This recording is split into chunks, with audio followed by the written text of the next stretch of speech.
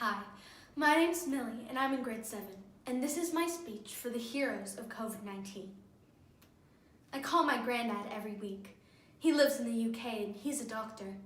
Last week, he showed me a photo of the protective mask he has to wear when he treats COVID-19 patients. The mask covers his whole face, with a clear visor over his eyes and dark, black plastic over the bottom half of his face, making him look rectangular and robotic. We joke that he only needs to add a lightsaber and he would turn into Darth Vader. But then we are quiet as we remember the reason why he has to wear it. I asked my granddad what it feels like to be a hero. He shakes his head and laughs at the thought. I ask him who he thinks the real heroes of COVID-19 are. He pauses. We all are, he says with a somber smile. I think about this for a moment. What does it mean to be a hero anyway? I realize that not every hero stars in a comic, but I do believe that every hero displays courage, makes personal sacrifices, and perseveres through adversity. Am I a hero for staying at home?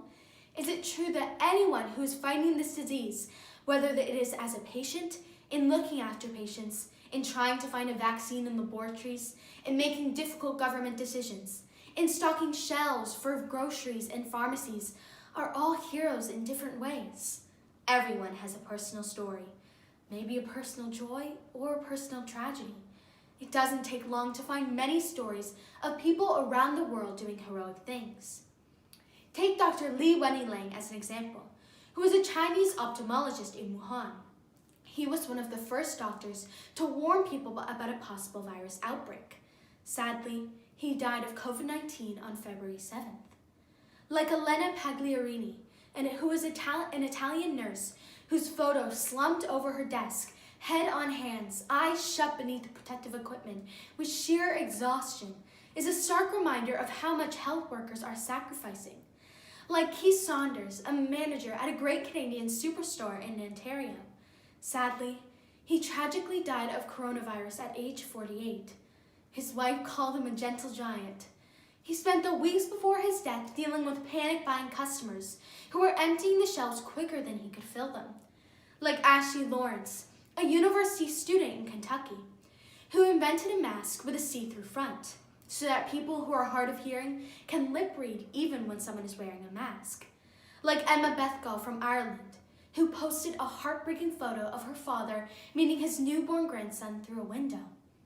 The father's face full of happiness and sadness as he saw his newborn grandson but couldn't go near him. Like Captain Tom in the UK, an 100-year-old Army veteran who has raised over £30 million for the National Health Service through sponsored walks through his garden. The British are petitioning to knight him. And like Charlie Papineau from Hamilton, Ontario, whose 4-year-old body is filled with cancer and only has weeks to live. Since his parents are not going to be able to give him a big funeral, they have decided to give him a big parade full of families and friends to drive past his house with banners and balloons to say goodbye.